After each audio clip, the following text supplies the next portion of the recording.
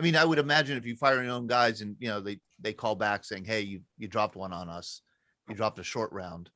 But is it possible that guys get hit by friendly fire and the artillerymen don't never find out? No, I don't think so. Okay. I spent my whole year out in the field on fire bases, and we had a friendly fire incident, and a guy actually got killed.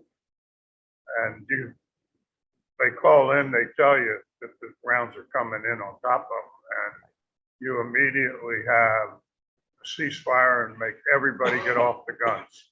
Okay. They can't touch any of the readings on the sites or anything until the investigators come out and check it out. I can speak to that. And I'm sorry to interrupt, Ira. Hold on one second, Ira. I'm sorry to interrupt, but it's 9 a.m., so we got to start the program. I'm going to let everybody in and run the music, but we can continue in just a moment.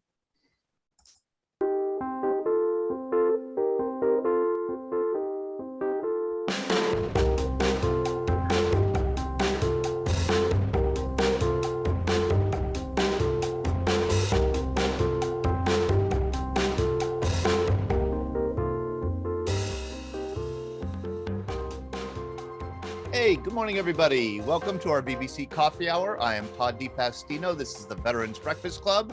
And today we have with us two Vietnam veterans who were friends from childhood, served in Vietnam together. And they are each career Army officers, retired lieutenant colonels, Nick Edinger and Bob Anckaitis. And Nick and Bob, you're joining us are you in Florida? We're in the villages. In the villages in Florida. Nick, where do you live when you're not in Florida?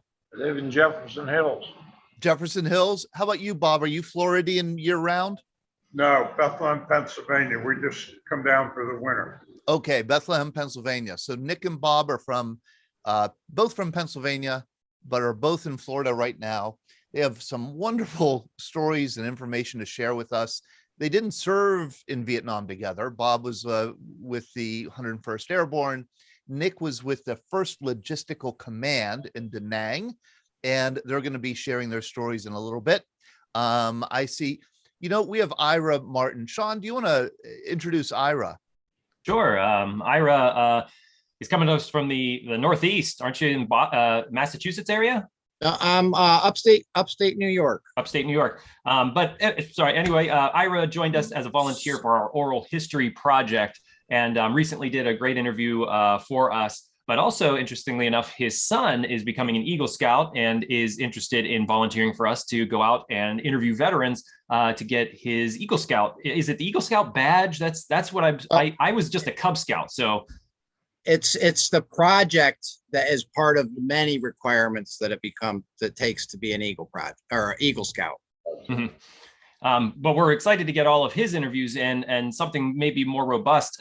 Looking forward to that. But Ira, you also have a project on the side that is very interesting, and I think would be very interesting to our audience. Can you talk a bit about it? I'll try to do a quick abbreviated summary. But for about 20 years, I've been researching 11th Marines in the Korean War. It started, of course, with my grandfather, who passed away in 2008. But the 50th anniversary got us got him talking and got us interested. And unfortunately, while he was alive, we were never able to find any members of his unit or anything like that, but managed to talk to quite a few different Korean War veterans and got a good oversight of what he was up to, talking to 5th Marines and 7th Marines and, basically the whole picture. And, he passed away and I kind of put everything aside, but then I realized that I had this wealth of information I had gotten, and I dove back in and then discovered many of the veterans that we had talked to had since passed away. So I was back at square one. Fast forward to 2 years ago, 2 weeks to slow the spread. I decided to pick up a phone and I called probably over 500 strangers and managed to find 30 living veterans from my grandfather's unit, and have slowly been building a day-to-day narrative for 2 of the least documented years of Korean War, of, an aspect in a corner of the Korean War nobody's really wrote about, or I wouldn't have had to have done my research. So that's the long story, and it snowballed into quite a bit more than I've ever anticipated. Quite a few breakthroughs, quite a few individual stories, and quite a few, long-term things too. And got to hear some stories about my grandfather even that I've never heard before. So it's pretty humbling. And at some point in the future, I really hope to share it with everybody here, the wealth of information I've collected in some sort of, finished way, I guess. Like a book or? All of the above. I have a history in museums and curation and artwork too. So, I mean, there's even a traveling art exhibit in my head that would, encompass this whole project. So isn't that great? That is so terrific. Well, we Really hope to have wonderful. Ira come on and share more of what he's learned in his research, and maybe get some veterans on who could also share. Do I see Bruce and Patty Unks with us? What the heck? You're never joining us. Thank you so much for coming. Why are you joining us, Bruce and Patty? Good to see you. If you want to unmute yourselves. We can't hear you, Bruce. You need to unmute yourself.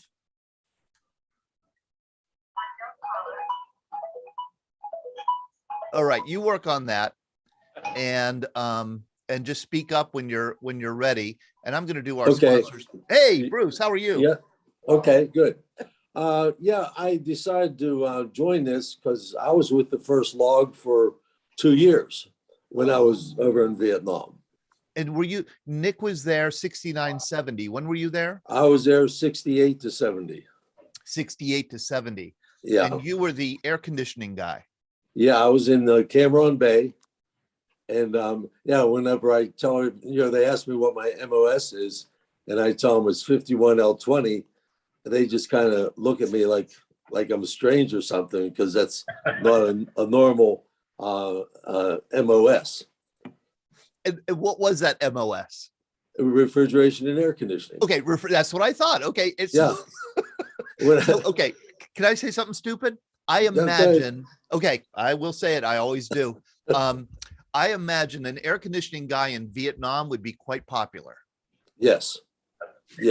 When I joined the Army in '67, I delayed until '68, February '68.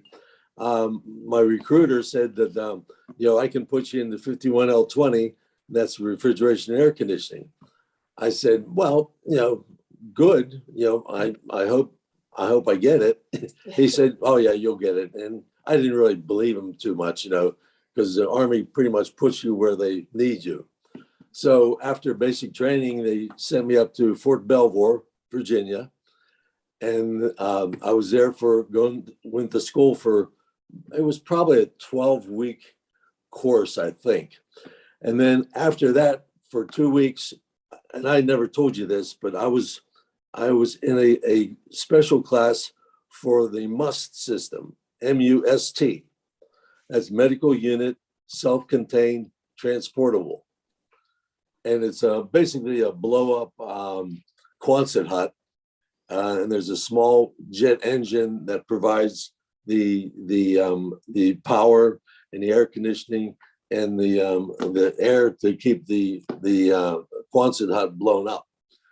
And I took that course, and I thought to myself, this probably isn't a good idea to take this course, because if they stick these things out in the middle of nowhere, I don't know what their longevity is. But evidently they were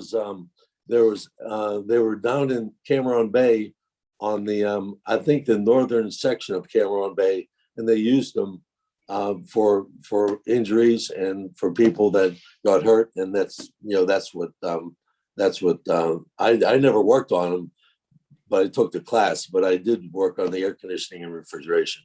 And when you think about it, air conditioning and refrigeration are important, not so much for comfort, but for field hospitals, evacuation units, like medicine that probably needed to be refrigerated, of course, food. So Well, it was most base camps had a cafeteria, and most of the camps had refrigeration, gasoline driven, but they Right. had refrigeration for any food that they had there. And I went. They sent me around to Fayette, Tuyawa, Baylock to work on some equipment, and that's what I did for 2 years, almost 2 years. So you got around. Yeah. Well, thanks for joining us, Bruce. And I'm Well- going to dig up some photos of you and share them over the course of the show. So thank you for joining us. Thank you for joining us, Patty. I do want to get to our sponsors. I want to thank D&D Metal Recycling and Auto Salvage. They have been in the business for 40 years here in Western Pennsylvania. They began as a small automobile scrapyard, and they now have 2 state-of-the-art salvage facilities in Tarentum and Lawrenceville. And they have a strong commitment to their customers. They serve individuals, small companies, manufacturing, construction industry. They do it all, ferrous and non-ferrous. They do it quickly and efficiently. And you could contact D&D Auto Salvage and Metal Recycling for quotes at their website, dndautosalvage.com. That's dndautosalvage.com. And of course, we're also sponsored by Tobacco-Free Adagio Health.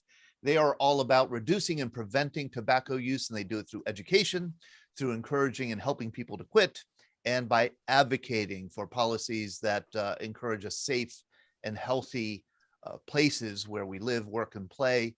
Their quit line is quite popular. It's 1-800-QUIT-NOW. That's 1-800-QUIT NOW.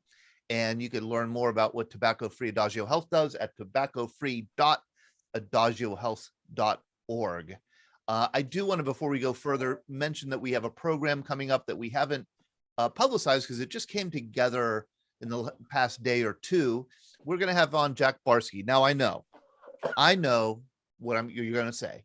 Yeah, you've already scheduled Jack Barski. We've scheduled Jack Barski twice. First time, something happened. He didn't show. Second time he showed, we had a great conversation. The second we went live, a lightning bolt struck his house and knocked out his electricity. So this is 3rd time's a charm. We're going to have Jack Barski. That's tomorrow night at 7 p.m. I do encourage you to join us because Jack was a KGB spy in the United States. He snuck into the US. He took the name Jack Barski, and he lived as an illegal in the US. If you're familiar with the FX series, which I am, called The Americans, it tracks the careers of a couple, Philip and Elizabeth, who were illegals, Russian illegals living in the US. That was Jack. Jack lasted longer than anybody else. He, in fact, was an advisor on the show, The Americans. And he tells his incredible story of being a KGB spy here in the US in the 1970s and 1980s. He has quite a story to share. I just got an email from him today, and he said something like, I'm humbled because I'm not a veteran. Not only am I not a veteran, I was on the other side. And but he said he's honored to be joining a group of veterans. So we'll be happy to have him on. That'll be tomorrow at 7 p.m. Monday night. We have 2 women for Women's History Month, Phyllis Wilson and Elizabeth Helm Fraser, and they are Army veterans. Phyllis is the president of the Military Women's Memorial. Elizabeth is with the U.S. Army Women's Foundation, and they're going to talk about their careers and also their efforts in recognizing and honoring women's service. So that'll be Monday night at 7 p.m. And then a week from today, we have a special program with Dr. Stephen Lieberman. He's the undersecretary of the VHA, the Veterans Health Administration. He's in charge of the largest health system in the world. And he's going to be on with us for 1 hour from 9 to 10 a week from today, talking about what's going on at the VA and taking your questions. So please do plan to join us for that if you can. Next Wednesday, March 16th at 9 a.m. We're doing game 2 of our VBC Jeopardy night. That is going to be Saturday, March 26th at 7 p.m. We're going to feature 3 teams of 3 going against each other. We have Team Boomer, Team Millennial, and Team Generation X. As a member of Generation X, I'm putting all my money, all in on Generation X.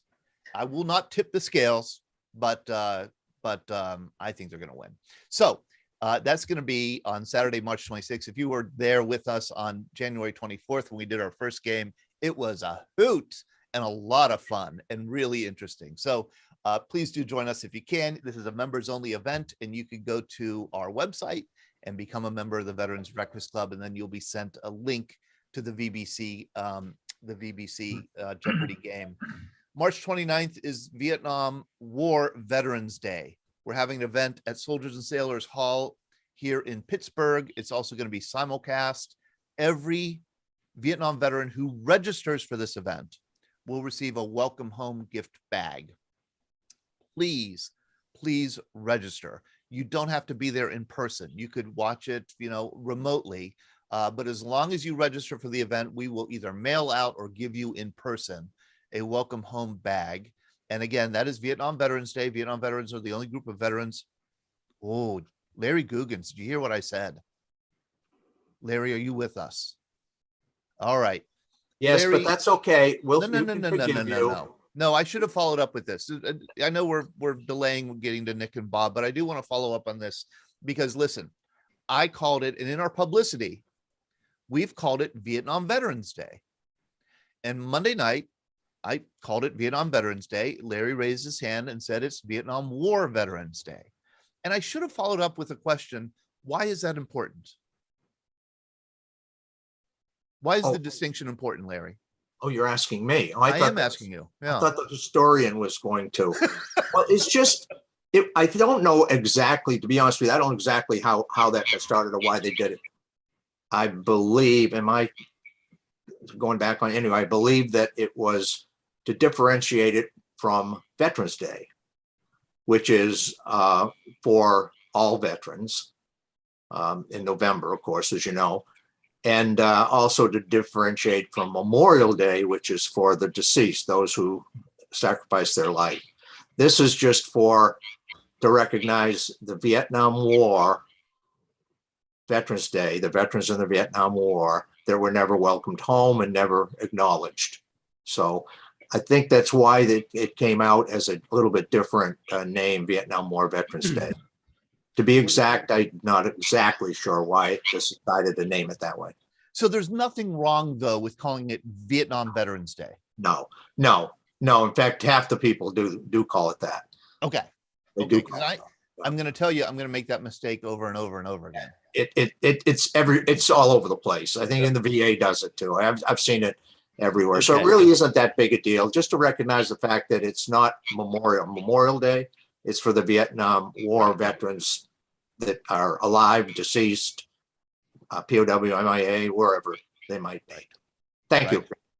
Also, Todd, just to piggyback on what Larry said, this all started really becoming huge whenever they had the 50th anniversary of the Vietnam War, and then it became a more advertised, pronounced, celebrated event where a lot of places are having this, and they're recognizing the Vietnam veterans for their service and providing all kinds of benefits and services to the veterans. So this even got bigger with the 50th anniversary of the Vietnam War. Yeah, that's when it really took off. And I was surprised we had a special event last year for Vietnam War Veterans Day on March 29th. And I was surprised at the response. It was such a meaningful, wonderful program we had. It was all virtual, but really got a response from all over the country. I think we ended up sending out 185 welcome home boxes. And it was great. It was a heck of a lot of fun. So that inspired us to do something special for this Vietnam War Veterans Day on March 29th. And again, it's going to be live in person at Soldiers and Sailors. We are hiring a company to beam it also through social media. They're going to come with professional cameras and everything and do it really well because of our special guest. We're having Kim Mitchell pictured here. There she is above in 1972, shortly after she was born and discovered on the streets of Quang Tri City, clinging to her dead mother and trying to nurse. She was taken to an orphanage. She was adopted by this tech sergeant in the Air Force, James Mitchell. She was brought back to the United States, raised on a farm in northern Wisconsin, ended up going to the U.S. Naval Academy in Annapolis, serving 17 years in the Navy. And now she's a veterans advocate, and she's coming to Pittsburgh to participate and share her story, not only her story of service, but also, of course, the story of her remarkable early first weeks and days alive and thanking Vietnam veterans. She's kind of made it a habit of thanking Vietnam War veterans. So we're going to welcome Kim Mitchell. She'll share her wonderful story. Please do join us. And you could, Sean, if you wouldn't mind putting the link to the registration link here in the chat and on the Facebook side, so that people who do want to join us and receive a welcome home box can do so. And one last thing before we get to Nick and Bob. Annette Grunseth, welcome. How are you? Are you in Wisconsin? I am in Wisconsin, Green Bay. Okay. And I'm sure you have a Wisconsin accent, correct? Oh, well, yeah, you can say that. Is it the roof or the roof? Is that a casserole? Is that a hot dish? Here's a hot dish. Here's a question. Okay, here's the question. What do you call, okay, in school when you're walking through the hall and you're thirsty and you go to get a drink from that thing that's in the hall, what is that called? It's a bubbler. There you go. There you go. And All because right. it was a little porcelain round thing and it bubbled up in the middle. Didn't everybody have those? Was that we did not have those in Pittsburgh. We had water fountains. That's what we had. But Annette is an author. She has a wonderful story and I think has done a wonderful act of love. She has written not only her story, but her brother's. Her brother served in Vietnam while Annette was a student at the University of Wisconsin-Madison. If you know anything about the Vietnam War and what was happening on campuses nationwide, you'll know about Wisconsin-Madison. Her book is Combat and Campus, Writing Through War. And you're going to be joining us on Vietnam War Veterans Day Eve, aren't you? Correct. Along with Ruth Crocker, who is we have an interesting story. You want me to share it or? Yeah, briefly, if you can. Really quick. Well, my brother was in a unit and when he came home, he didn't really want to revisit the war, but he had all these letters. And I knew he had a very meaningful commanding officer, Captain David Rockwell Crocker Jr. And David Crocker was sadly killed in Vietnam. So I knew that was important to him. So when I was working on this book, I happened to just Google David Crocker's name. I don't know. I was just curious to see what it would say. And up pops the name Ruth Crocker along with David Crocker. This was his wife who was widowed. And she wrote a book about her experience of his death and her life following that. So when I Googled her, coincidences being what they are, she's a book publisher. So she published my book. How about that? And Wow. we've become friends online and we still haven't met in person yet. And I have talked to Ruth before. She has a wonderful, heartbreaking story about being a Gold Star wife. So she's going to be joining us on March 28th for our VBC Happy Hour. And you're going to be joining us and you'll be sharing your brother's story, your own story. And then Ruth, of course, will share her story and her husband's story. And thank you. You know, one thing that we've, and I should let people know if you're joining us for the first time or, you know, just to remind you that I'm not a veteran. And so one thing I've learned over the years working with veterans is when one family member joins the military, the rest of the family does too, in a sense, because then you live with the, you know, consequences of the service and sweat through the, you know, anxieties and concerns that often come with military service. So I think it's so important that we hear the stories from military families, Annette. Mm. Well, and it did affect our whole family. My brother came home, but then he has a whole story of PTSD and then also succumbing to an Agent Orange related cancer. So Yes. it affected us all. So That's right. in a way, we did these books to keep our loved ones' memories alive and to honor all Vietnam veterans. That was the thing. Thank you so much. And thank you so much for joining us. And I look forward to having a longer conversation about your brother and your own story on March 28th. Thank you. Let's get to Nick and Bob in Florida here. They do a wonderful thing. They do presentations about their service together. Do you do them for schools, Bob, Nick?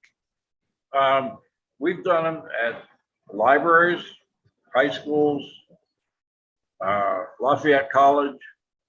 And we haven't done it for a while. We started doing this in 2011. We did it for about 5 years, and it sort of just tapered off. And I'm not sure how you and I got together, but here we are. But here we are. Yeah, I have no memory of it either. So I Right. thought I would just click through your PowerPoint, and you could feel free to, share stories, or do you want to start here with this button? That's or the essence. The essence of the whole story in the slide presentation was to just discuss and show people the difference between the way Bob lived and what he did when he was in Vietnam at the same time that I was there, and then relate the way I lived and what I did, because they contrast. They're quite different. But the story is, we've been friends since kindergarten, 1950. So it goes back a long time. There's Bob in his Cub Scout uniform. And there's me. This was, I guess we were what, 10 years old at the time? I love it. We had a third buddy that we grew up with in the middle, who was a Marine aviator. He was the backseat guy, the RIO. And we were going to try to do this with all three of us, and it just didn't work out. So Bob and I just ended up doing our thing. But Mark, that button you showed, Mark Schools, where we went from kindergarten through 9th grade in Easton, Pennsylvania. Isn't that wonderful? You guys have been friends since kindergarten, and here you are still together. That's the Easton High School Red Rovers. That's where we all went to high school, graduated in 1963. That we did. And then you joined the Army. And this is Bob did ROTC at Lafayette College. He'll tell you more about that. you. Okay. And I went to OCS at Fort Belvoir after college. Got my commission that way. That was the day we graduated at Fort Belvoir from OCS. The old starch fatigues, khakis, excuse me. But, Your gig line looks okay. Your gig line's all right. yeah, I love that picture. No, it's a great one. It's probably the cleanest you've ever been in the Army. Yeah, right. So from there, from Fort Belvoir, I that was the engineer school was the officer candidate school I attended. And then from there, I went to Fort Eustis because I was assigned to be a transportation officer and got my qualification in transportation. And I was there for 6 or 7 months and got orders to go to Vietnam. But surprisingly, and I don't understand why, but there was a shortage of logistics personnel, both officers and enlisted, in Vietnam at the time, which was 1969. So a number of us were sent to Fort Lee, Virginia, down in Petersburg, to attend the supply management officer course for 12 weeks. And from then we shipped off to Vietnam. This is the battalion welcome station in Cam Ranh Bay. I heard the air conditioning fellow talk about Cam Ranh, but this is where we flew into. And I hate to say it, but there was no air conditioning in our hooch down there for a week. Is that true? No air conditioning. No, none of the Bruce, hooches had. that was none of the hooches had air not conditioning. a considered a significant activity, I guess. Exactly. Okay. Go ahead, Todd. All right. That was just flying. That was I just grabbed the picture out of flying in on a C-130 into Da Nang. That's Da Nang. That whole coastline from here, that's Monkey Mountain in the background here. But this whole area was all military. And that was just one small area of Da Nang. Isn't that I amazing? was absolutely in awe of what was going on. This was a small city of military activity. It was all over Da Nang. I just couldn't believe how much the buildup had taken place during a very short period of time from 1965 until we got there in 1969. And And here's when Bob and I got there, and he arrived in September, I arrived in June, and that was at the very height of the buildup when the Americans had 540,000 in country. exactly right. Amazing amount of people and infrastructure. That Okay. was the peak. That was the peak. And here's Yes. Danang. It was a sleepy little village. The U.S. Army came in, and every branch came in and built it up enormously. And you could see that if there wasn't a war going on, it would be quite a beautiful place, which it is today. It's a beautiful tourist kind of a city with a wonderful beach. Right. Boy, Yeah. Todd, that whole area back there now is like 4- and 5-star resorts. It's beautiful. All the military stuff's gone. Yep. And that was the TV and radio station, Armed Forces Vietnam Network. Yep. That's where Robin Williams. Remember the Good Morning Vietnam? That was the location in Da Nang where they broadcast on the radio and TV. That's it. Cronauer. Oops. Here. There we go. That was that. So I was sent to Da Nang for my first assignment, and this was the officers' bachelor BOQ, bachelor officers' quarters, on the beach. It was quite an interesting sight. Of course, you know, with all the barbed wire, concertina wire, and the bunkers, it sort of kind of spoiled the look of the beach. But but you still had the South China Sea is probably one of the most beautiful places I've ever seen. Yeah. The beach was pure white and the water was pure blue, and you could walk out 200 feet and see the bottom. Isn't that amazing? Can I ask a stupid question? Sure. I've seen so many pictures of what looks like sandbags Yeah. lined up on roofs. Why are the sandbags there? What are they doing? Because the storm during the monsoon season, you get tremendous rain and wind. Monsoon season, like I think it's in the early part of the year, like January through March in that area. Mm-hmm. And all these, you know, light metal tin roofs blew off real easy. So they were all lined with sandbags. Huh. In fact, that was my first job.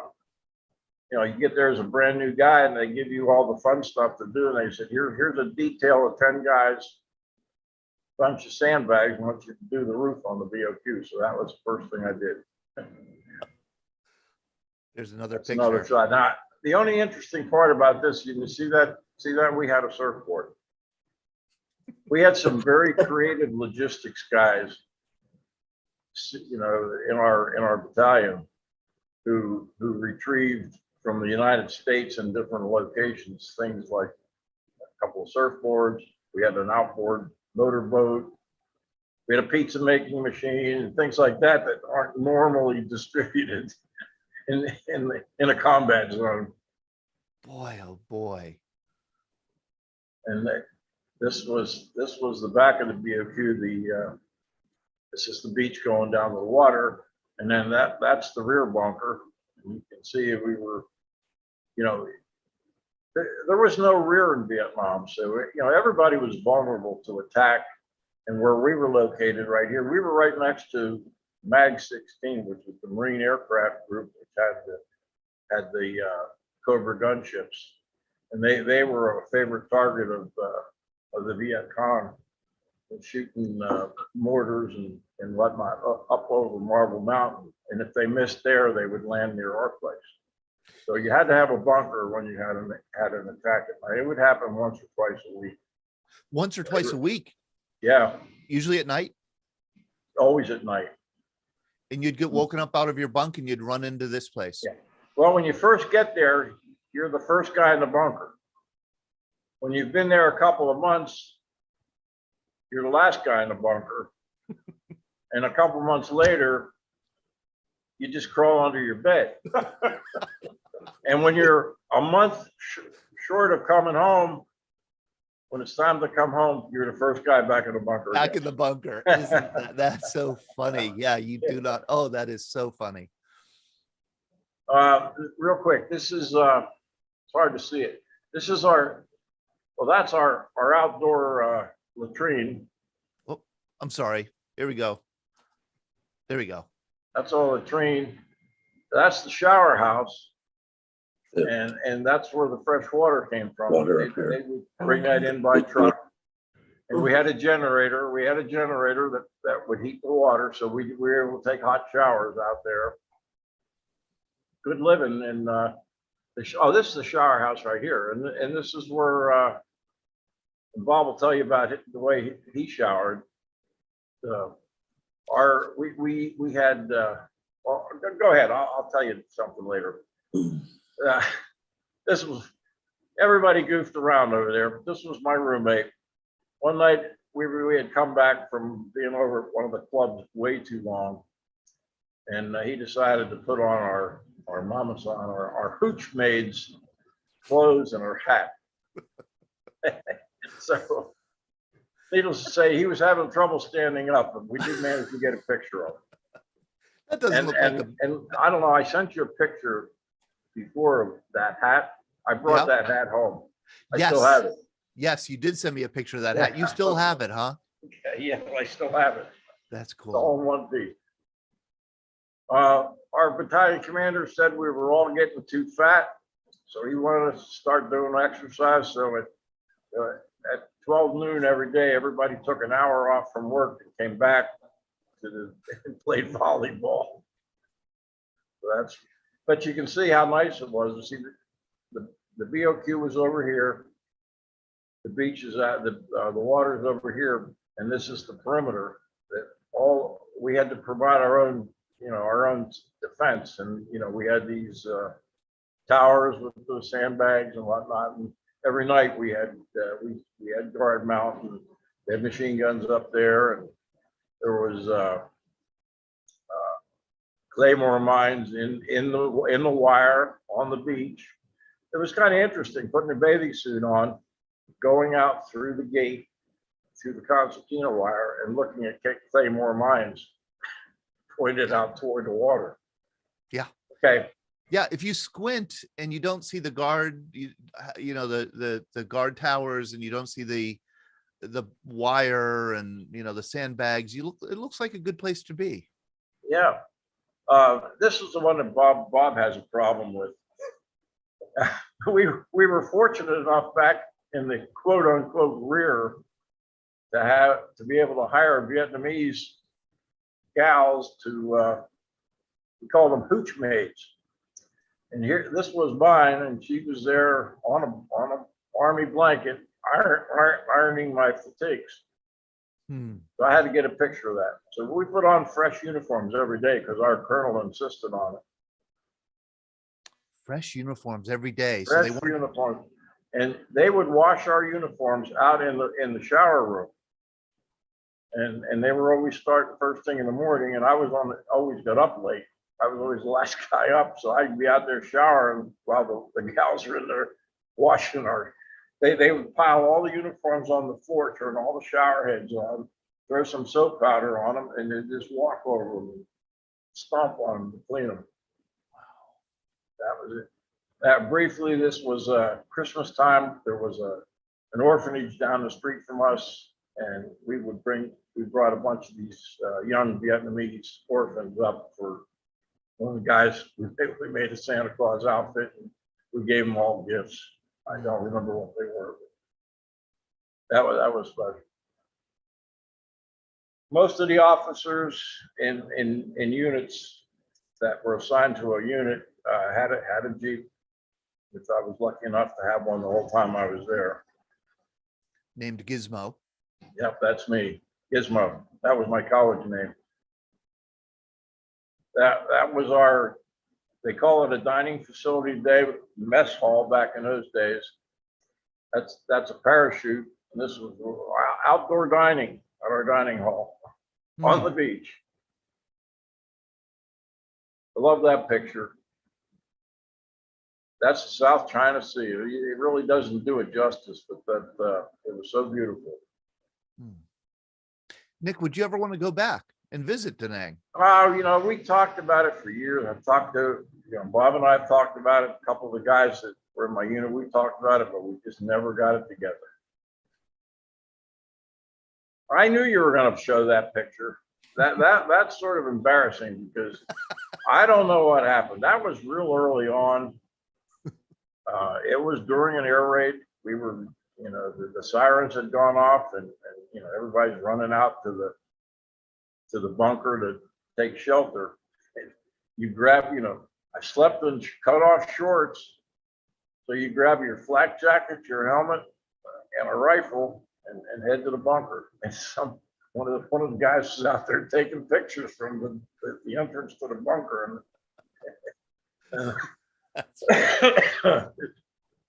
I wasn't in a combat unit. This is a good one.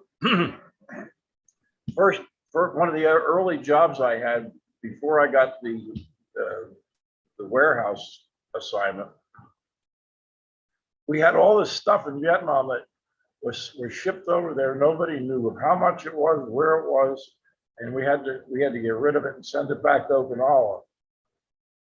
And I was assigned to a tire storage yard next outside there, and it had around it was nothing more than an open area with a lot of concertina wire and big Conex containers, and big metal containers that go on flatbeds that lined the whole perimeter of the yard.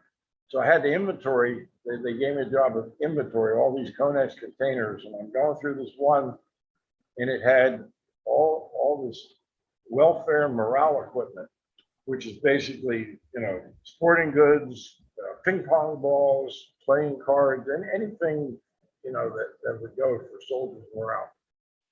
And I'm sifting through this stuff, and I see this round tube coming out through the junk. And I start pulling everything away from it. Here I find this 45 caliber grease gun. A grease gun. Submachine gun. Yeah. With a clip that held 21 rounds. So we had a lot of fun with that thing. I didn't tell anybody I had it. I just took it back, and we had all sorts of, like everybody else, you have all this unauthorized stuff over there. We used to take it next door to the Marines. Marines had they had a firing range out on the beach, and we just go over there and shoot it in the water. But Bob, I'm gonna let Bob tell a quick story here about what happened with the grease gun. When I was out on the fire base, and after Nick and I found out that each other were in Vietnam and where we were, where the other was, I got in contact with him and said, "Hey, we're short a lot of things that we need up here on the fire base. Simple things, socks, because you never had dry socks during the monsoon, so we needed socks. It was cold on the fire base during the monsoon, and we didn't have enough sleeping shirts, which was a heavy duty shirt that went on under your uniform, so on and so forth." So Nick said, "Well, sights for our guns, they'd get fogged up and get water in them for our howitzers. He'd send them to the rear to be fixed." And so we didn't always have enough extras. So I told Nick all this, and he said, "Well, come on down. I have most of that stuff, and I'll give you some stuff. Bring a driver and a deuce and a half and a trailer, 2.5 ton truck and a trailer." So I flew back to the rear to base camp, got a truck, got a driver, got a trailer, and went to Danang. But related to this picture, at the time I was a lieutenant and my battery commander was a captain, and he said, "Hey, while you're down there, see if you can get me a grease gun." My battery commander just wanted one of those so badly. And I said, "Well, I don't know if he'll have that, but I'll try." Well, lo and behold, I asked Nick if he had a grease gun, and he said, "Yeah," and he gave it to me. And I think when I got back, that made the battery commander happier than the steaks and the ice cream and the socks and the sights and everything else that I brought back. So this grease gun became the property of your battery commander. Personal property. Yeah. Personal property. Yeah, there was no accountability for it. I mean, what it was doing in there with baseball gloves and ping pong balls, I'll never know. But somebody must have stuck it in there and forgot to hide it and forgot about it. And forgot about it. I'm looking at your I'll shelves tell, here. we'll tell briefly when we get to this one slide. Okay. How this all came about with the two of us finding each other over there. I'm looking at your shelves here. I see some booze up here, a can of Ritz crackers. Is this an obscene gesture?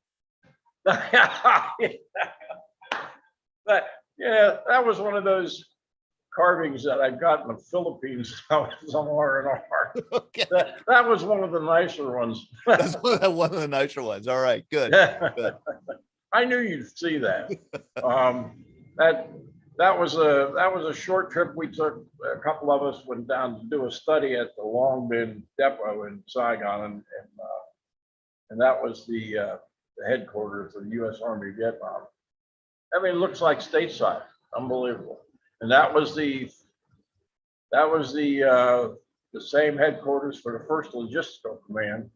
They were the largest command in Vietnam, and it was ever there. It was 50,000. When the year we were there in '69, there was 50,000 troops assigned to the 1st Logistical Command. Let that sink in. Yeah, that's a really interesting statistic. Here's the patch of the 1st Logistical Command.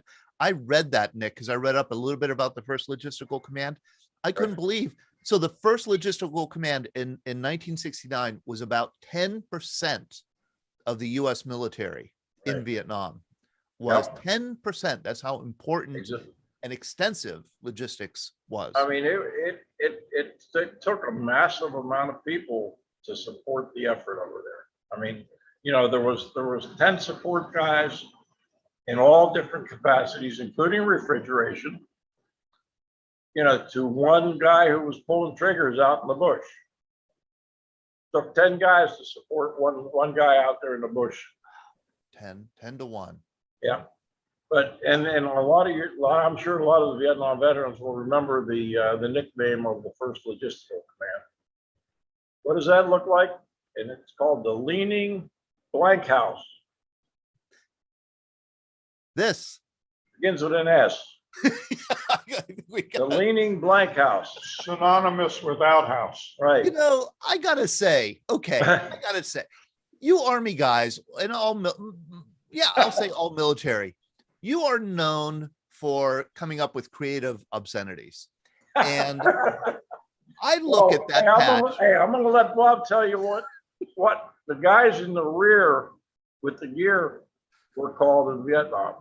There was an acronym. I know it was mentioned before on one of your shows, but we won't say it. But R. A REMP. Yep. R, rear, E, echelon, and you can guess what the MF stood for. And I'm looking at Jim Roberts' face right now, and he's got a wry little smile because he remembers that term very well. Yeah, Jim? Personally, I never really liked that term because if those guys didn't send us the bullet, we didn't come home. That's right. Beans and the bullets. I don't think it was ever meant as a derogatory term, but as Todd said earlier, soldiers are pretty adept at coming up with some pretty funny things for some words that you wouldn't speak in mixed company. There is a politer version of that. Instead of calling them REMF, they're also called the Clerks and Jerks in Headquarters Company. Okay. All right, let's move on, Todd. All right, I'm moving on. I love it when our guests keep me on the, let's keep it moving, buddy. Well, Bob always gets mad at me because my slides were first, and then every time we did this show, he said, "Stop BSing so much," so I get it first. All right, we'll keep it moving. All right, that was the entrance to the U.S. Army Field Depot, and briefly, there were 4 field depots in Vietnam. Up until early 1968, there were only 3, because in I Corps up north, the northernmost corps in South Vietnam, there were the Army wasn't there at the time. It was all Marines and Navy and Air Force. When the Army started to send, combat units into I Corps, up in Hue and Phu Bai and up along the DMZ and with the Shaw Valley where Bob was, They decided they had to have a depot to support them. So this depot really started in early 1968. And when I got there, I mean, it was massive. That warehouse, I mean, I had all these warehouses full of stuff, everything you could think of, class 2, 7, and 9 equipment. That's all we supported. This was our headquarters building. Class 2, 7, and 9. Yeah, two's like clothing, personal items. Class 7 is construction material. Class 9 is repair parts, that which would be tools and, you know, you name it, anything. I built a 45 caliber pistol out of repair parts out of the warehouse. So, okay, the class system, I don't want to belabor this, but there's something called a class 6 where you could buy liquor. Yes, That's very important. Class 6 store. Well, they didn't really have class 6 stores per se in Vietnam. You could buy all the booze and beer you wanted at the PX. Okay, got it. Look at And that was just a shot of part of our depot. That the reason I took this Quonset hut here in this complex, small complex, that's where the computer was. And they had in the early 68, the Army was trying to get control of its inventory because they had no idea. There was so much stuff over there, nobody knew what was there, where it was. So they had this inventory control system installed, and we had this massive computer. And I believe it was an IBM. It was either a UNIVAC or an IBM that filled this whole place up. And that was air conditioned. It had to be air conditioned. You couldn't wear boots in there. You had to take your boots off, walk around in your socks. Yeah. So Bruce Unks might have repaired that air conditioning there. He may have, but it, you know, I'd never seen a computer before. I didn't even know what it was. We had a whole captain who was in charge of this. He was a West Point grad, and he was our computer or IT guy.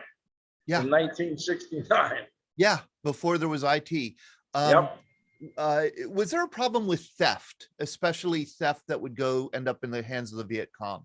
Well, you know, as Bob was saying, he couldn't get stuff a lot of times. They would order, you know, like for example, he'll talk about batteries. You know, they would requisition things.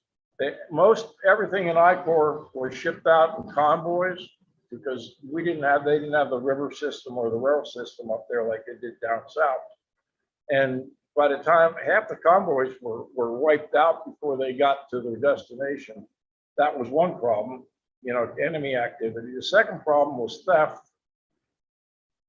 primarily Vietnamese theft, and also military.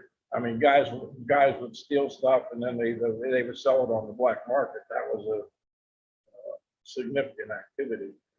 But between those items or those issues, it was a very difficult situation as far as the theft went. I think Annette asked a wonderful question. Did the North Vietnamese know about these supply areas, and did these depots get mortared and attacked? And it sounds like you did regularly. I'm sure they had pretty good intelligence, but they went, their favorite targets were the ammo dumps. Whenever they would hit, I remember we were there, I don't know when it was, but one night we got attacked, and they hit a South Vietnamese army dump about 3 miles down the road from us. It was just like the 4th of July. It went on for about an hour. It was unbelievable. I never saw anything like that. That was the newest warehouse in Vietnam. That was where my office was. It was huge. I forget how many square feet it was, but I'll tell you real quick here. I love this picture. Oh my gosh. Yeah, that's the inside of the new warehouse. And the warehouse, you know, all these facilities were built by American contractor. There was a consortium of the 4 largest American contractors in Vietnam, and they had thousands of employees. They were not military, they were civilians that built all these facilities. I mean, they would go up in no time. And it was amazing how fast they built stuff. But this was a brand new warehouse in 1968. So when I got there, it was a year and a half old. And there it is. One of, in my, when I was the OIC of the covered storage operation, I had 48 enlisted guys in my platoon, and I had 62 Vietnamese employees. Now I'm fresh out of college, never had a real job before. I got over 100 people working for me in this operation. I'll read this real quick. Of all those classes of supply, we had 35,900 line items, and we processed an average of 15,000 material release orders a month. And these folks did a good bit of the work. Did you And trust none of them? them spoke, only maybe 2 or 3 of them spoke any English. And one of the things I wanted to do, this was the day before I left to come home. I said, I wanted to get a picture with my gang. And the older Vietnamese, a bunch of them wouldn't do it because they had a fear of these cameras. They thought they were, like bad signs, and they didn't want the picture taken. But I managed to get a good number of them in, and I look like a giant. I'm only 5'10". I was going to say, So yeah, you can Ira. see how small the Vietnamese were. Yeah, But I just love that. And yeah, it I looks think, like you're 7 feet tall. and I'll tell you what, I'm still kind of humbled by it today. That I think one of the pictures I sent you was a picture. The group of Vietnamese employees gave me a painting, a classic Vietnamese painting, as a going away gift when I left.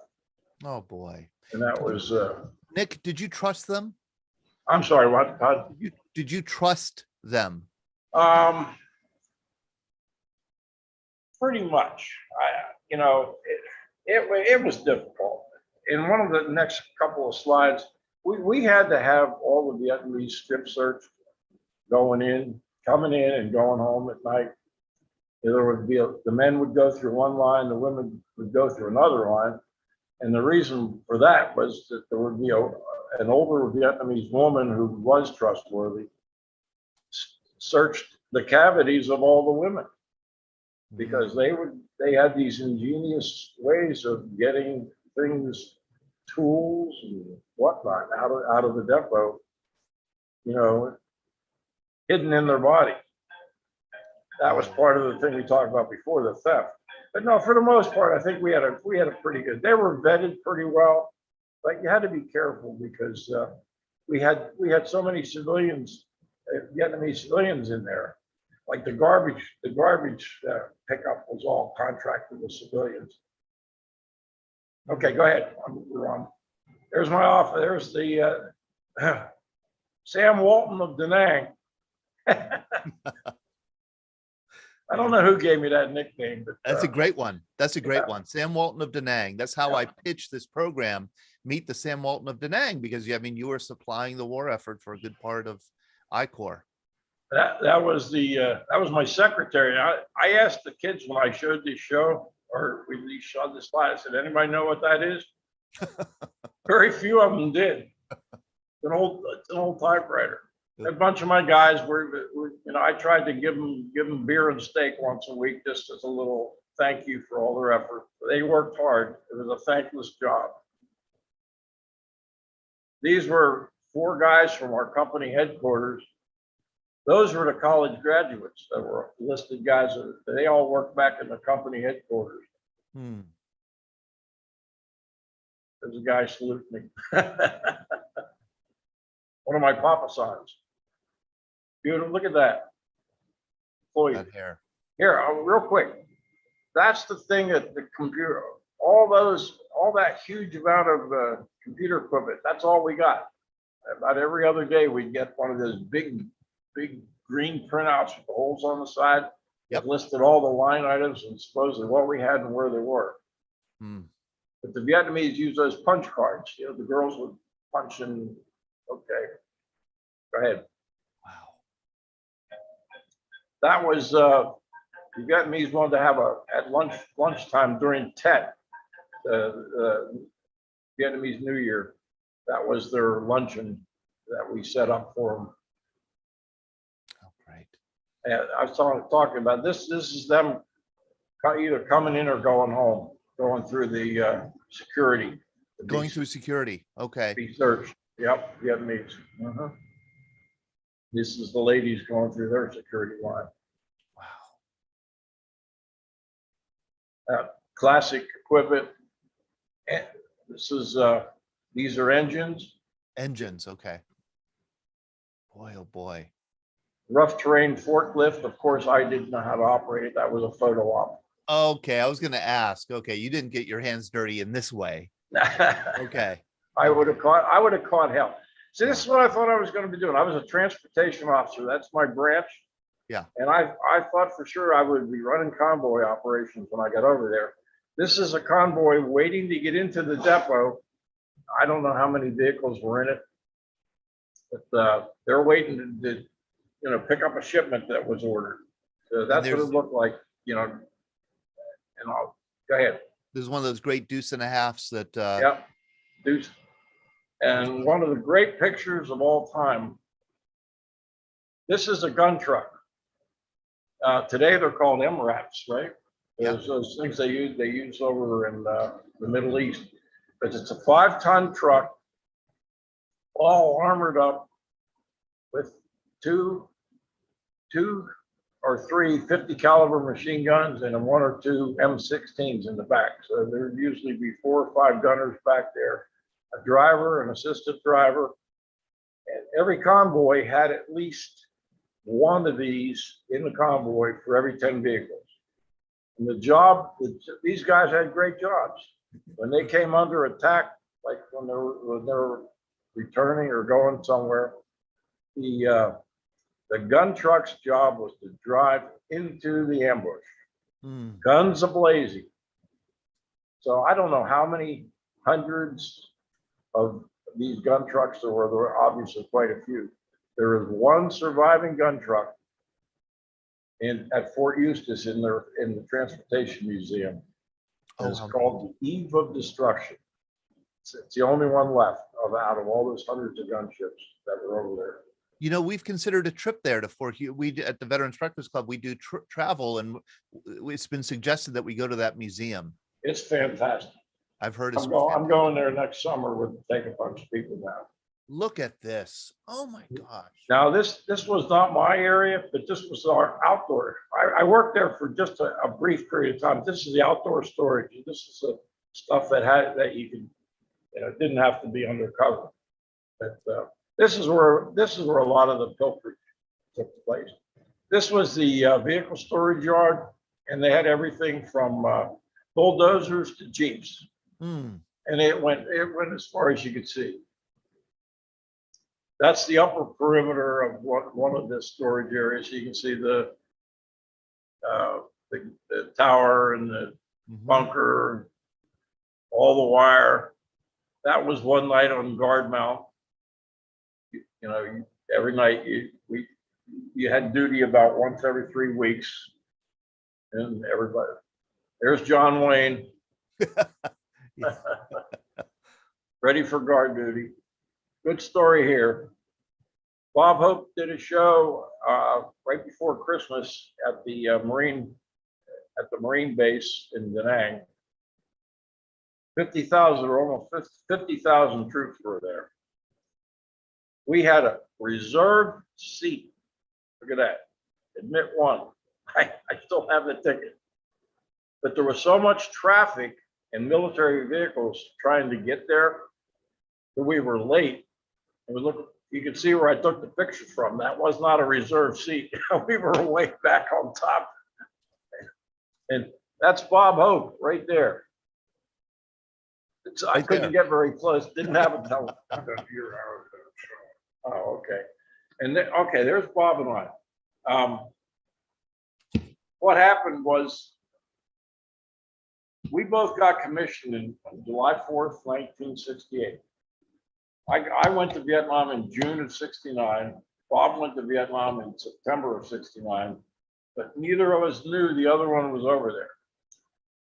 Our mothers ran into each other at a grocery store back in Easton, up near Lafayette College, where we live. And they got talking, and that's when they told us told us, you know, that we were both over there. And so Bob got my address from his mother. He sent me a letter. I don't know if you can- Yeah, we're gonna spotlight this. I want to see this. I still have it. Look at that. It's got our social security numbers on it. Can you see it? Yeah, in country. Yep. I still have the letter. I can't read it because Bob used a lot of language that isn't appropriate for social media. But this was the letter he sent was dated Monday, 10 November, 10 p.m. And this is how it got started. I must have written him back. We're not sure of the sequence of what happened, but I think I wrote him back and I gave him the phone number that I had in my office. And he said he could call me when he got back to the base camp at Camp Eagle, which was up about an hour north of Danang, about an hour north of Danang. So we communicated by phone. He said, "Hey, I'd like to stop. I'm going to Hawaii to meet my wife on R&R." That was the first trip. So he came down and tell him what happened. So he stopped on his way just for one night, and I gave him a quick tour of the operation, and that's how this whole thing came about. I don't know. All right, so he goes to Hawaii, comes back, he stayed another night, and Bob's pretty impressed with all this stuff that I had that he couldn't get his hands on. So that's how, when he went back, I told him, I said, "Why don't you see if you can come back, bring a truck with you and a trailer, and we'll just load up, we'll forget about the mule and load up the wagon." And you know, in the 21st century here with social media, and we're in constant contact with one another all around the world, it's hard to remember that 50, 55 years ago, it wasn't that easy to, locate one another, 10,000 miles away in a foreign country where you didn't have phones. Yeah, and the fact that, I mean, it was pretty amazing, the fact that we actually had there was a black dial phone with a, Yeah. but I actually had one on my desk, and you could call pretty much any base camp or, area in Vietnam. We had a telephone directory of all the units and whatnot. That's on top of one of the bunkers, sunning myself. Yep. China Beach. China Beach. Remember the story with the TV show with Dana Delaney back in the 80s? That's an actual place, and it was right next to. I'd say China Beach was about 3 miles from where our depot was located, and that whole sequence all the way down was military. But all right. And I don't know. Well, I'll tell you one quick more story. I sent you a picture of that San Miguel beer. Yes. The China Beach R&R Center, which was in that previous picture, was operated by the Navy. I got a call one day from the Navy JAG officer that was in charge of the R&R Center. And he said, "I need some help." He said, "I want to see if you could help me out with something." And I said, "Yeah, fine, I'll try to." He said, "We're getting a complimentary shipment of San Miguel beer from the Philippine government." He said, "Do you have any extra storage space up at the depot?" And I thought about it for about 5 seconds, and I said, "Certainly." So I said, "Yes, bring it on up." So a couple days later, I said, "Well, when do you want to do it now?" And he said, "Probably tomorrow or the next day." He called back, and about an hour later, he said, "It's going to be tonight." He said, "The shipment is at the Navy Pier. It's being loaded on stake and platform trailers right now." And I said, "Well, how many trailers are there?" He said, "I'm not sure." And I said, when are they gonna get there? He said, sometime in the middle of the night. So I had to quick scramble around, get a couple of guys and some forklifts and have them standing by. And then I stood by the guard gate to the entrance to the depot to make sure these guys could get in because they were Navy trucks that normally aren't authorized in our depot. They came about 3 o'clock in the morning. There's 3 stake and platform trailers full of San Miguel beer. And I said, oh my God, I didn't realize how much it was. I said, I don't know where I'm going to put this stuff. So I had some pretty creative guys that worked for me. And they said, sir, back in the right-hand corner of the big warehouse, we have boxed 64 cubic inch boxes of size 5 boots. And nobody ever orders. I said, size 5 boots? I said, I don't know one American that wears a size 5 boots. So we immediately took the size 5 boots, moved them outside, cleared out the back quarter of the warehouse, and we stacked those unloaded those 3 stake and platform trailers in about an hour, and there was beer stacked from floor to ceiling. It was unbelievable. And this guy right here, this was our battalion commander. He was crazy about everything being dressed and cleaned and all that stuff. And he would walk through the warehouses every morning, just take a look and sort of make sure everything was clean and dress and all. One day, the morning after we piled the beer in there, he walked through the warehouse. He kind of gave it an eyeball to the right, didn't say anything, walked outside, turned around, looked at me and said, Edinger, he said, there will be a case of that beer in my hooch every Friday evening by 1700 hours. And that's all he said, and then he left. And because I figured he'd read me the riot act and I'd end up being in jail or something after all that. But then we talk about real quick, Vietnamese drank warm beer because they didn't have refrigeration, most of them. Well, here we are. We got all this San Miguel beer piled in the warehouse, and all these old Vietnamese guys that work for me. At lunchtime, they're down there, with their pen knives, taking beers out, drinking beer at lunchtime. So I had to put a guard on the damn beer, so I didn't have a bunch of drunk Vietnamese driving around in the warehouse. The Vietnamese like their beer. That's a great story. And Ben Wright has told me that San Miguel beer was the beer of choice in those days and in that part of the world. It was great beer. Great beer. And that's the day that's at the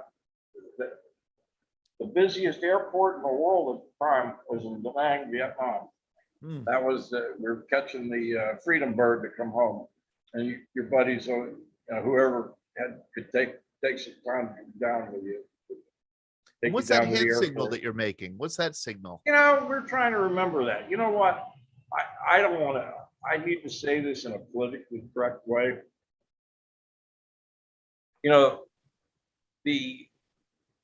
The black soldiers did the one-arm salute, with the clenched fist. Yes. And if I remember correctly, that was kind of like the white guy's counter to it.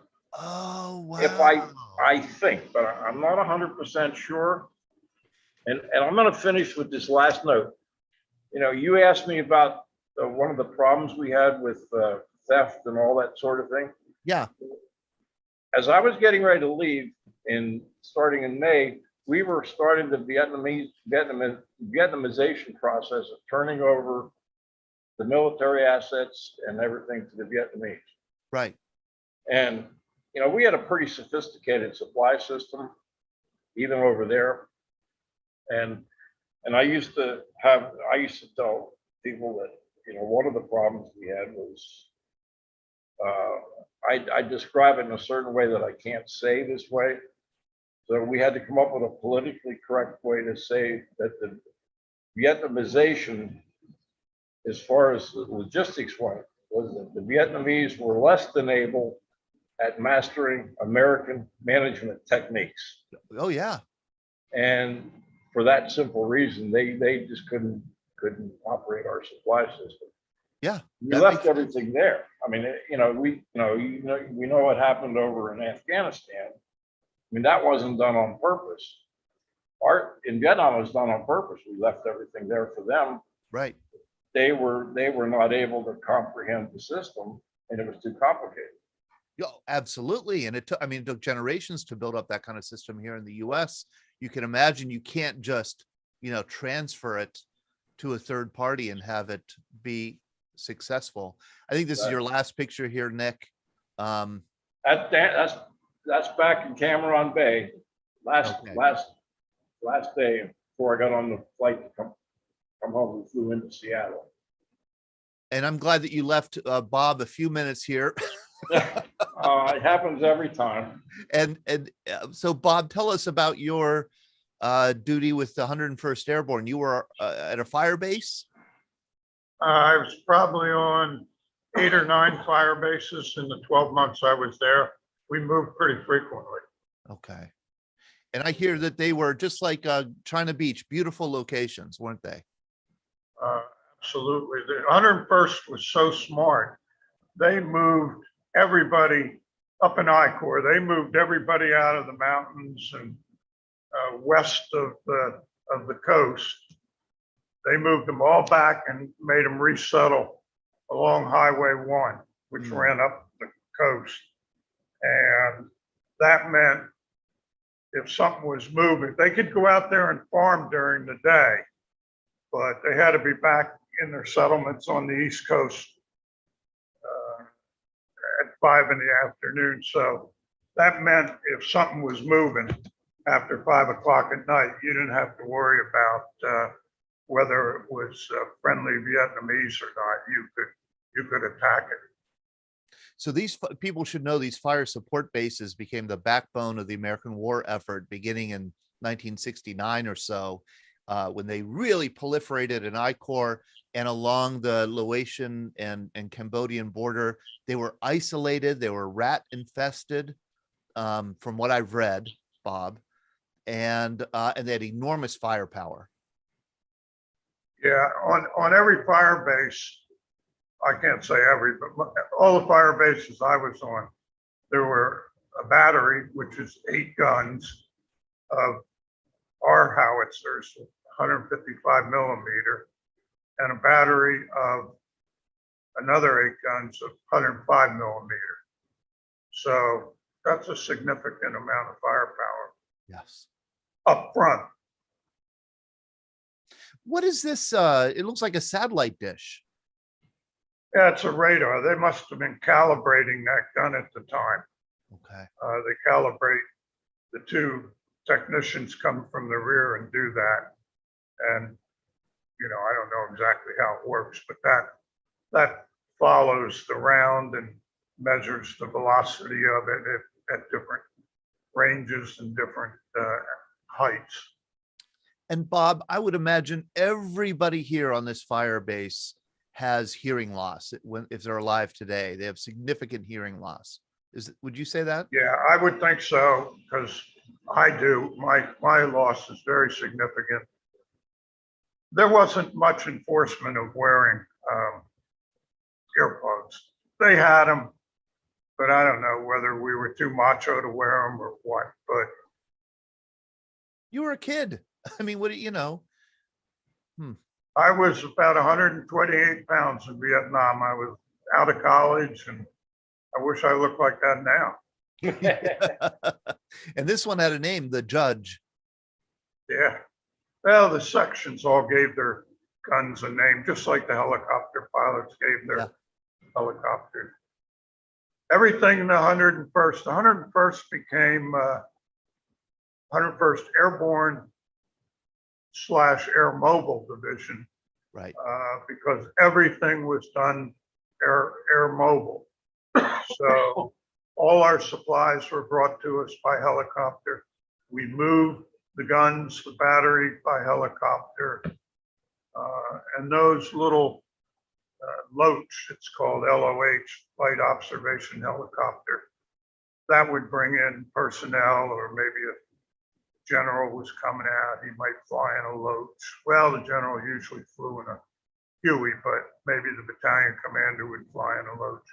And there's the projectiles, 200 pounds. Of course, you had to put the bunkers over them to protect them from incoming.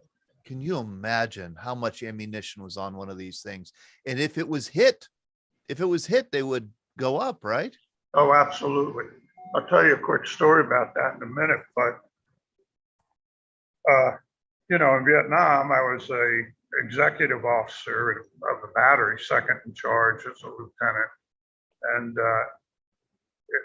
toward the end of in Vietnam, we would fire 6 guns. We would fire about anywhere from 400 to 800 rounds a day. When I was a battalion commander as a lieutenant colonel in Germany during peacetime, still Cold War, still Berlin Wall, but when we went to the field for 30 days, twice a year to train, our battalion, the whole battalion, that's 3 howitzer batteries, not just one, like I was in Vietnam. We would fire maybe 200 rounds in a month, the whole battalion. And in Vietnam, we were firing 400 to 800 rounds per day from one battery. And most of that was at night. And most of that was at night. Okay. There was some during the day. Man alive. That's typical fire base. And there's a pit dug around there that you can see. Yep. That's circular. Yep.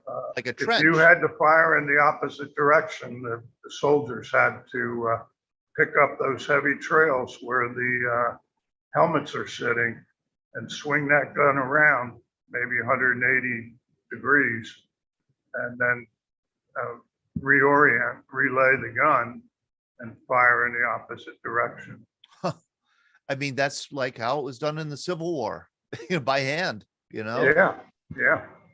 Boy, oh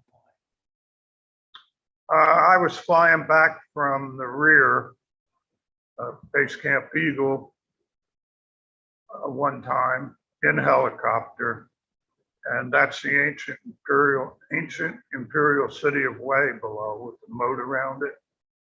That pretty much got destroyed, most of it. Hmm. That's a very heavy lift helicopter called a crane. That's how they moved this. They pick up the gun. Most of the time it was done by Chinook, CH, I forget the nomenclature. Well, you know the nickname for it. Yeah. An escort. Oh, there, go back to that one, Todd. Yeah, see, that's how we move. Yeah. The gun, the Chinook would come down. What's hanging underneath the howitzer there are cargo nets of ammunition and powder. And they come down, they'd hook that up. Our guys on the ground would hook the ammo and powder, the gun up first. Then the helicopter Chinook would go up a little bit and then they'd hook the ammo and the powder underneath in those cargo nets. And of course, the crew loaded in the back of that Chinook, the tailgate came down. So that would lift the whole crew, the gun, and some of the ammo. And wouldn't that make you a big, huge target for the enemy? Not once it was airborne, or at least not with me ever, but they would try to get you while you were on the ground leaving or on the ground shortly after you landed, because there was no protection built and sandbag hooches and sandbag ammo bunkers. Everything was out in the open for 2 or 3 days till you got all that filled up. Great shot. Yeah, the helicopter lets the gun down and then release you can see the strap flapping around there. They release that from in the helicopter. Now, you can see my lifestyle was a little bit different than this. Yeah, a little different. Oh, what a garden spot here, Bob. Nothing but mud for 4 or 5 straight months during the monsoon season.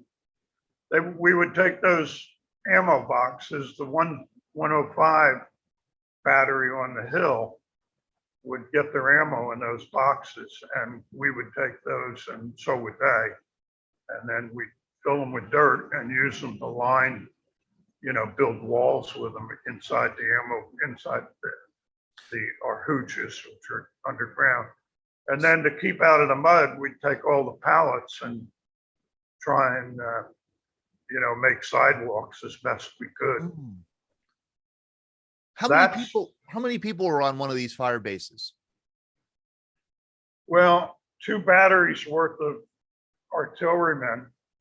So that's about 80 soldiers in each battery, 160. Okay.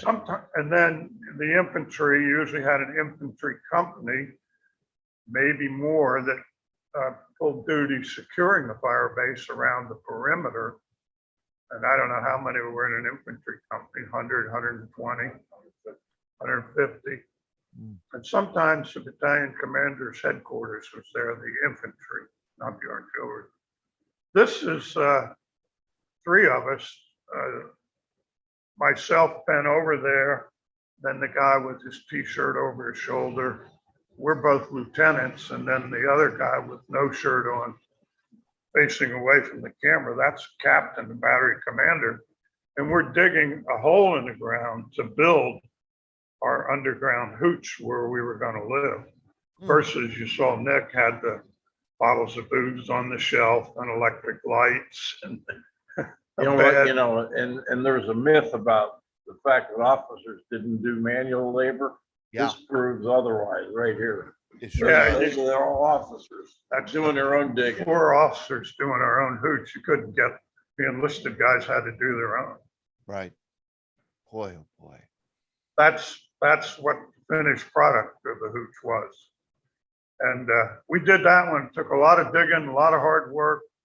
And then you put the PSP that they build runways out of, and on top, put a ponchos over or plastic liner, and then dirt. But I think the next slide might show what it looked like after. No, I guess not. Where I was coming out of that thing, it rained. When it rained hard, the water would flow down in there. And we slept on air mattresses. You'd wake up at 2 o'clock in the morning, you'd be floating around on 6 inches of water. Bob, I think every American should take a look at this picture. And if they ever ask a Vietnam War veteran, or if they ever say thank you for your service, they should be thanking people who had to live like this, underground, like burrowed animals. Yeah, this we is a didn't sobering get picture. to change our uniforms probably we were lucky if we could change the uniform once a week. Mm. And it was Man. pretty dirty, pretty muddy. When there was no monsoon season, the hill was nothing but dust. Choppers would come in, throw all that dirt around, and then in the monsoon season, it was all mud. On the left are the ammo rounds, and on the right, in those canisters, that's the powder Okay. that goes in after the ammo. And Brad Washerball says in the chat that the trajectory of these guns look really high. That's called high angle. The higher at the angle, it's like a hose. Mm-hmm. The higher you hold it, the shorter it goes. Right. So if you had to shoot at something fairly close to the fire base, you had to shoot high angle. And that's direct fire at a mountain right across from us, about 800 meters away. There was nothing but bunkers of VC, and we would fire direct fire on them every day. Gosh. And that's the wire system. And then you take those ammo boxes, not us, but the infantry, and they'd build steps to get up and down the hill to their Look at their that. fighting positions and their observation positions. The ingenuity is amazing to me. It's incredible. Yeah. That's a hooch that was built by the engineers. We went on to Firebase Ripcord, which was out toward the Ashall Valley, on the edge of the Ashall Valley. We were surrounded by a North Vietnamese division, 20,000, not VC, not Viet Cong, but North Vietnamese regular Army soldiers. So the Army sent engineers out to build our hooches. The only professional athlete, I think, to ever serve in Vietnam was a guy named Bob Kalsu. Yep. And he was a pro football player for the Buffalo Bills. Yep. And he got killed. He lived in that hooch on the right, and I wasn't on the fire base the night this happened. I forget why I went to the rear. And they took incoming, and Bob was coming out of right there where you have your marker, and a round exploded, hit him in the chest and killed him. So you knew Bob? Yeah, I have a picture of him. I don't know if it's in this slide or not. He weighed about 240 pounds. He was about 6 feet tall, and he was a great guy. He probably would have been able to get out of serving. He took ROTC in college at Oklahoma. He was an All-American at Oklahoma. And he probably could have gotten out of service because he was a pro athlete, but he, after the season was over, he said, I got to serve. Yeah, there he is. Yep. Yeah. He was a great guy. And Todd, I don't have this story exactly correct as far as the dates, but he got killed and his son was born back in the States, first child, either on the day he was killed or the day after. And the Red Cross message was coming to him saying, you had a child born. And the Red Cross message was going home to his wife saying, your husband was just killed. Oh, boy. And when they showed up at her doorstep to tell her that he had been killed, she wasn't there. She was in the hospital having the baby. And she had named the baby, I can't remember the name. Yeah, I have that Sports Illustrated. It tells the story in there about what she named the baby. And when she found out he was killed, she had the birth certificate changed and named him James. I think Bob was his middle name, James Robert Kalsu Jr., I believe. That's a very good story about him in that Sports Illustrated. And you know something? I never had a subscription to Sports Illustrated ever in my life, even though I played sports and was an avid sports fan. And that must be his son. That's his son, and I'm going to contact him to try and get him on our program. Oh, wow. I've never met the children. I would have loved to have met them. But so I never had a subscription to Sports Illustrated. In Bethlehem one day, after I was out of the service, I went out to my mailbox, and that Sports Illustrated was in my mailbox as a complimentary copy. Huh. Now, I can't figure that one out, but as soon as I opened the mailbox and saw that, there was his picture on the front cover. And here's another, I'm just going to share this very quickly. Here's another picture of Bob. It looks like maybe that is his son, young Bob. I don't know. Yeah, it's got to be. Yeah. And that one that you're pointing at right now, that was out on our fire base. Look how big he was. Boy, oh boy. He was a great guy. And see the one in the upper right-hand corner with the smile, the one on Sports Illustrated with the smile, the one holding the round of whatever that is. Yeah. Smile. He was always smiling. He was just a fantastic person. Boy, I've never met anybody who knew him, and it's wonderful for you to share that memory. That was Christmas. That was the extent of our Christmas decorations. Of course, nobody got to go to the rear or do any of that on Christmas Day. They did have ceasefire on Christmas, and they would have them on New Year's, Mhm. New Year's Day or New Year's Eve out in the field.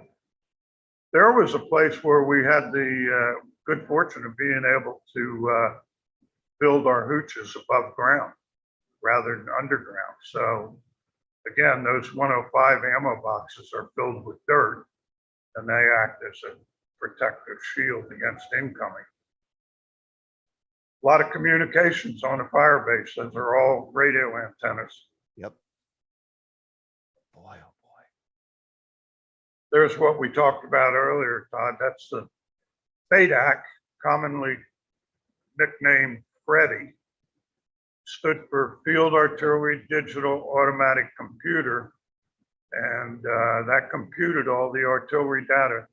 You put a meteorological message in that, we call it a MET message, by tape. I think 3 times a day to update all the wind, the temperatures at the different altitudes that the round was going to pass through, the air pressure, and so on and so forth. So that actually, when you fire an artillery round too, you also put in data to compensate for the rotation of the earth. Oh Because boy. where you fire the round from to where it lands, the Yeah. earth is rotating, and you have to take that into account in your computations. That Amazing. did it all for you. That's inside a fire direction center with the radios. You had a radio to the infantry, a radio to your artillery battalion back in the rear. That was me playing John Wayne in one of the fire bases with the infantry fighting position. The Navy would call it a gun tub, kind of. Yeah. Yeah. That's how we got our water and our fuel for the generators came in blivets. I forget how many gallons those things held. And they'd be brought in by helicopter and dropped off to us. That's how we took our showers versus Nick's. Nick told you he had a shower house. You'd fill up a 5-gallon can with water out of one of those big blivets, and you'd strip down, put your clothes on the right there on top of the ammo boxes. Another guy would climb up on top and you'd soap up and he'd pour water on you. That was a napalm strike. I was on Firebase Ripcord for a while. That's a very famous place. I'm going to hold something up in front of the camera, Todd. Maybe you've heard of it. Oh yes, we have, and we've had veterans who served there. Yeah. Yeah, I was on Ripcord, and that's where Bob Kelsey got killed. Right. This is a great read if anybody's really interested in reading about Vietnam. All the infantry and the artillery on and around Ripcord. And this is another book that a guy who's an author for one, not an author, but a reporter for one of the newspapers up around Williamsport, Pennsylvania, wrote about Ripcord. And he interviewed a bunch of us that served on Ripcord. I was one of them. He wrote this book. Yeah, it's considered one of the largest and last great battles of the Vietnam War. Yeah, and they did not allow the press to go out there. There were no press covering it because they didn't want to report like another Hamburger Hill with so many Americans being killed. But that was a napalm strike. That was a helicopter on Ripcord, American helicopter that was coming in that the North Vietnamese shot down, and it landed right in the wire there in the perimeter. That was captured on Ripcord, rocket propelled grenade launcher, a Vietnamese weapon. That was a chopper that came in one day, and you can see the guy in the back seat got hit by a bullet fired from the ground and hit him in the leg. Hmm. That was one of the few times, you know, early in the afternoon, 4:30, maybe we'd get to celebrate before the night firing started, and made a grill out of a 55-gallon drum. Those aren't the steaks that Nick gave me, but every once in a while we would get them from the rear and have a little cookout, can of suds. You know, we should do a program on fire-based ripcord also. Oh, you did one? No, we should. One of our veterans, Fred Martin, who comes to one of our breakfasts here, he was there with you at that siege and has talked about it and shared photos of it. And we've talked about it at our in-person breakfast. But I think we should do one online and get some Ripcord veterans together to share that story of that 23-day siege. What's Martin's first name? Fred. I believe, now I don't remember the name, but there was an E5 on Ripcord that was in our artillery unit. And that very well could have been Fred Martin.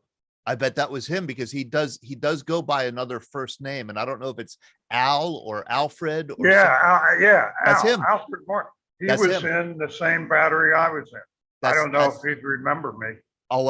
He would remember you. Oh yeah. And he would have been there when Kalsu was killed. Yes, he was, because he's the one who told me about Kalsu the first time. Yeah, We got to get him on here with you. I would be glad to do that. I've never seen him since Vietnam, but I read his name in the Ripcord newsletter all the time. And he's one of the guys. I think he was a buck sergeant when he was there, maybe a section chief.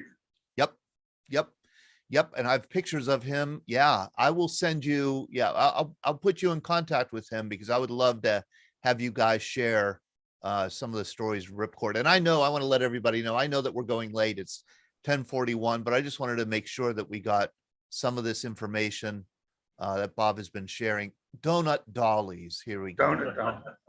Isn't that great? I love these. We're See big that guy sitting in the center with his legs crossed?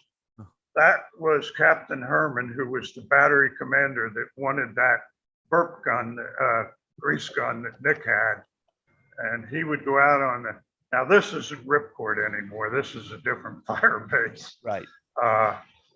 And Captain Herman would go out on the perimeter every night and just pump 45 after 45 through that grease gun, and he loved it. And I understand he came to Florida and became a police officer, and that he's retired down here somewhere. I'd like to try and find him sometime. He was a great guy. Could you tell me his name again? Richard Herman, Herman. And he wasn't the battery commander on Ripcord, but I was in his battery on other fire bases. To show you what kind of a great guy he was, I transferred from Bravo Battery to Alpha Battery, which was this battery here. Then Herman was the BC, the battery commander. So I had already put in and had my R&R approved to go to Hawaii and meet my wife when I transferred. And it turned out he had his R&R already approved to go to Hawaii and meet his wife, and it was the same week as mine. Most captains would have said, sorry, Lieutenant. Yeah. He said, you know what? We can both go. Wow. And we both went together, same time. Yeah. So There's a few times, again, early in the evening before all the stuff started, we'd get to sort of stand down a little bit and play horseshoes. That's not with quakes, that's real. This dog I adopted.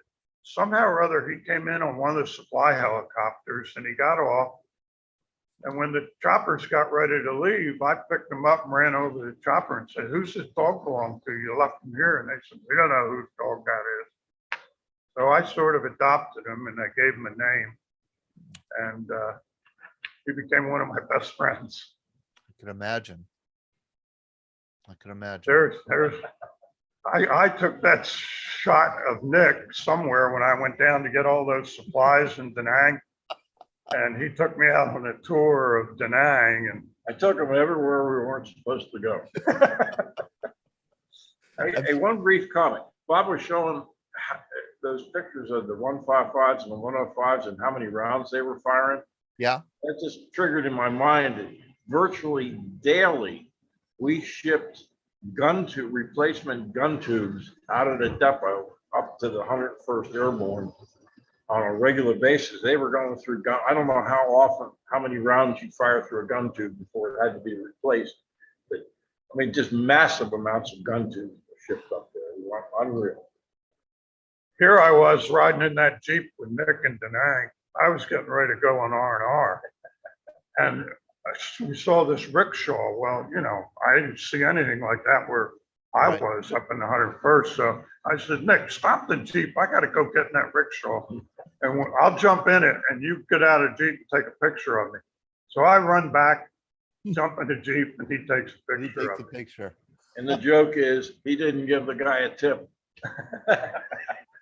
There I was leading the good life for a day or two with Nick on China Beach. This is so interesting. That's my daughter. She was 2 days old when I left for Vietnam. So of course she didn't know her dad, but that's a picture of me in uniform in dress greens that my wife would give her and say, "This is your daddy." And that's her kissing the picture. Bob, you're making me cry. Makes me cry just looking at it. It sure does. Do you have time for a quick story? Sure. I was at Fort Bliss, Texas. Texas, El Paso. And I had 9 months left in the service because I only had a 2-year obligation. And I got orders to go to Vietnam. Well, so I wouldn't have served a full tour. I would have served 9 months instead of 12, and then I would have gotten out of the Army. So when I got the orders to go to Vietnam, it had subset of orders that said, before you go, you have to go to Fort Sill, Oklahoma, where we send all field artillery officers going to Vietnam for a 5-week course on, you learn the fundamentals of the artillery in basic, but here we're going to teach you what you need to know for Vietnam. Mhm. And all the instructors for artillery Vietnam vets.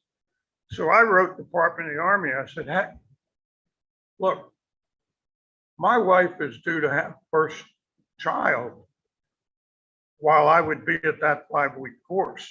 Could I go to that first and then come home and take my 30 days leave and then go to Vietnam?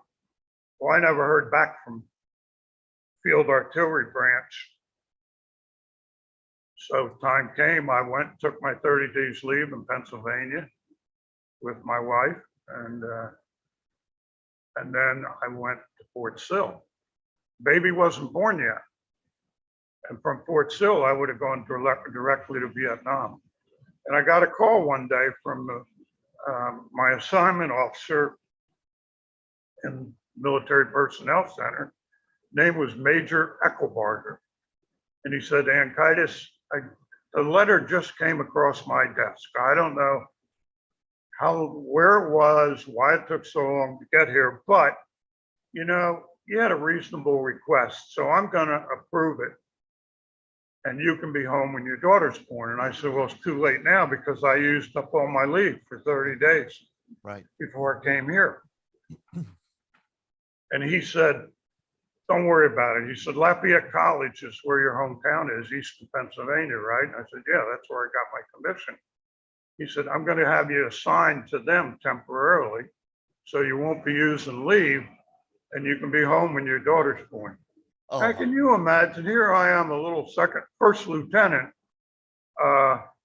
in the middle of the Vietnam War, limited time left in service, and this guy's doing this for me. So I go home, thank him profusely, go home. My wife doesn't have the baby when she's due I'm supposed to leave on Monday to go to Oakland. And I call him on Friday and said, my wife hasn't had the baby yet. I'm just calling to let you know. And he said, well, don't go to Oakland Monday. He said, I don't know if I can get it changed, but I'll try like hell. Just don't go. I said, well, if you try like hell and you don't get it changed, I'm going to be AWOL. He said, I'll get it changed. Don't worry. Just stay there until she has the baby and then call me. Well, then she had the baby over the weekend. So I called him Monday and said, my wife had the baby. I can go anytime now. He said, we'll take another day and stay home. So that daughter, Kimberly, who is now 53 years old, I got to be home for her when she was born. I left when she was 2 days old. Oh, man. When I was a battalion, that's when I came home from Vietnam, holding her for the first time. She was a year old. Or you know what? That might have been right before I left. That was before you left. You could Yeah, tell that was she's a before I different- left. Yeah. But the wonderful part of that story about Major Eckelbarger, when I commanded my battalion in Germany before I got out of the service, the end of my career, he was a division artillery commander as a 1-star. And I was battery commander. And when he had his first meeting with all the officers, I was there and I introduced myself and said, I'm still in the Army today because of something you did for me. That made me want to stay in the Army. I said, if the Army treats people like that, Yeah. I want to do the same thing for young people, and I'm going to make this a career. Pretty neat. So I got to meet him, shake his hand, and he remembered the name because it's pretty hard to forget Anckaitis. Right. How wonderful. What a great story. What a great It's story. an And I know unbelievable story. it is great. And we're coming to the end of the program, but I want to make sure we get this in. What is this? That's called a short timers calendar. Everybody had them. Uh-huh. And all those little squares have a number in them in the body of the whatever the heck that thing is walking there. Cap. Yeah. Yeah, and in the hat, all those are numbers. So it might start at 100 days. Who knows? I don't remember. And you'd color in the square for 100, and then 99, until you finally got down to on the sign 4, 3, 2, 1 home. And you'd color in the days, and that was how many days you had left in Vietnam. That is so neat. What a wonderful artifact. This belongs in a museum. Make sure that it gets to one eventually. I'll try, or I'll Yeah, send it to you and you get it into one. I'll do it. I mean, this is truly, this is a historical artifact. I'm a historian. This is like something that should be displayed. This is wonderful. Yeah, I have it in a scrapbook. I'll send it to you if I still have it. I'm sure I do. Don't send it to me, but I'll take it if you send it. But I could talk to you about maybe where it would belong. Well, you have more contacts. That was at my son's wedding. And his name is Todd, also Todd. And Nick is on the left. I'm second from the right, and the redheaded guy on the right, that's George McGackey that you saw the school picture of the three of us you showed in the beginning when we were 5 years old. The Marine. George, as Nick told you and told your audience, flew for the Marine Corps. And when we were on Ripcord, he flew some of those napalm missions that you saw. Whoa. And never knew it until about 10 years later. Got talking with George, and he said, "You were on Ripcord." I said, "Yeah." He said, "When were you there?" I said, "The last 3 weeks." And he said, before they pulled us off, he said, "I used to fly missions for Ripcord every day." And I said, "When did you fly them?" He said, "July of '70. I said, "Well, you were up there and I was down on the hill." So can you imagine now, here we are, 3 kindergarten buddies, Nick, George, and me. Nick and I connect on the ground, And then I find out 10 years later, George was flying mission sports on Ripcord. Isn't that amazing? Guys, thank you so much. And I know we've gone almost a half an hour long here, but I think we needed to, because Bob, your story combined, especially with Nick's, gave us not quite a kaleidoscopic view of the Vietnam War, but two contrasting experiences in Vietnam. Both of them important. Your service was much appreciated. I know we probably have questions and maybe some comments, and I know Ron Gianta, before we sign off, you have an announcement to make, and I'd love for you to make Hey, it. we always finish up with this. Now, my girl, you're so young and pretty. And one thing I know is true. You be dead before your time is due. We got to get out of this place. Yep. Everybody, this was the theme song for everybody that was there. Watch his hand and turn it straight. I love it. Thank you, Nick. Ron Gianta? Well, you just mind, actually, I'm an Animals fan too. I love that song. Okay, I have an announcement, Todd. As you can see, I'm wearing an Air Force Hawaiian shirt. This is my Air Force retirement shirt. I purchased this shirt my last day of active duty in the Pentagon in 2012. And the message I have for everyone is I am retiring from the Veterans Benefit Administration this Friday, March 11th. I just want to say it's been a treasure. It's been an honor. It's been a privilege to come here and represent the VA every week. However, as Todd already knows, I am now a member of the Breakfast Club. And I intend on still attending the Breakfast Club as not an employee of the VA, but as Ron Gianta, a veteran in the know, because I've already signed up for all the press releases coming out of Washington, D.C. for the Veterans Benefit Administration, the Veterans Health Administration, the National Guard Association of the United States.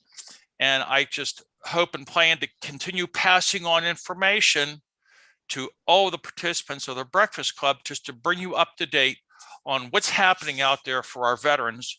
And I'll hold off on the announcements next week, but starting next Wednesday, I'll be attending as a veteran member of the Breakfast Club. And I just want to say thank you so much.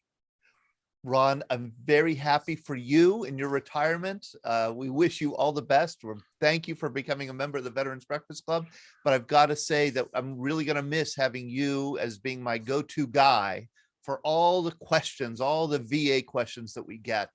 We can still do that. We can still do that. And I can still help out unofficially. Okay, very good. And then I have contacts I'll send questions to. Thank you. Thank you. So you still will be my go-to guy then. All right. Nick Edinger, thank you so much. Bob Anckaitis, I'm going to be in touch with both of you. Bob, I see your son Todd was on the program. Thank you for joining us, Todd. And hey, have a good rest of your day. It's a snowy one here in Pittsburgh. I hope to see some of you tomorrow night for our program with Jack Barski. All right. Good day, everybody. Thank you. Thanks. You did a great job.